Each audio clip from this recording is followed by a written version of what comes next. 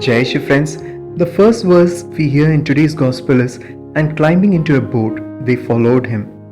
Yes, the disciples were so earnest to follow Jesus that they had left everything, their home, their job, their relations, and perhaps even their dreams, and they walked behind Jesus wherever he went. Unlike the crowd who followed him as they were attracted by the signs and wonders Jesus performed. Yes, the crowd flocked behind for fringe benefits, and interestingly, today, when the storm arose and the waves covered the boat, there was no crowd who experienced it, but only the chosen disciples. Remember, the Lord was with them, and still the tempest raged. This is a lesson for us. The presence of the Lord is not going to decrease your problems, but there's all the more possibility that it may increase for many reasons, so that we may rely more on God, so that our faith becomes stronger when we pass through testing times, and it can be also an attempt by the evil one to take us away from the Lord.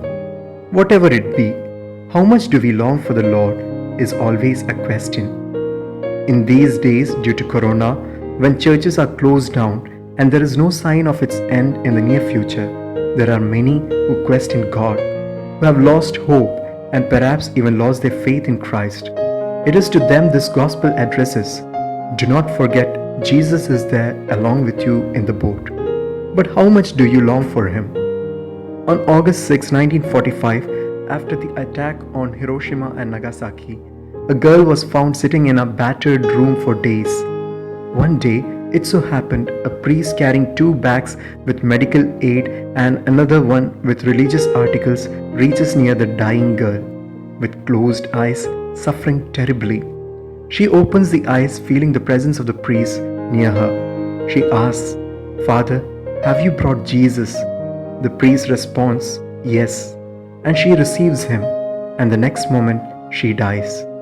The priest recalls, "I felt as if she just lived and longed for Jesus till the end and nothing more."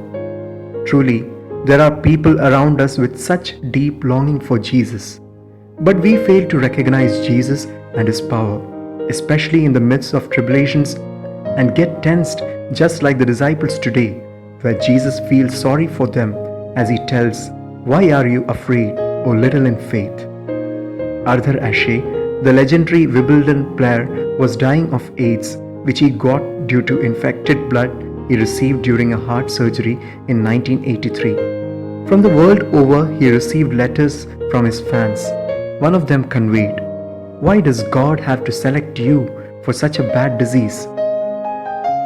To this, Arthur Ashe replied, "In the world, over 15 million children start playing tennis, 5 million learn to play tennis, 5 lakh learn professional tennis, 50,000 come to the circuit, 5,000 reach the Grand Slam, 50 reach the Wimbledon, 4 to semi-finals, 2 to the finals.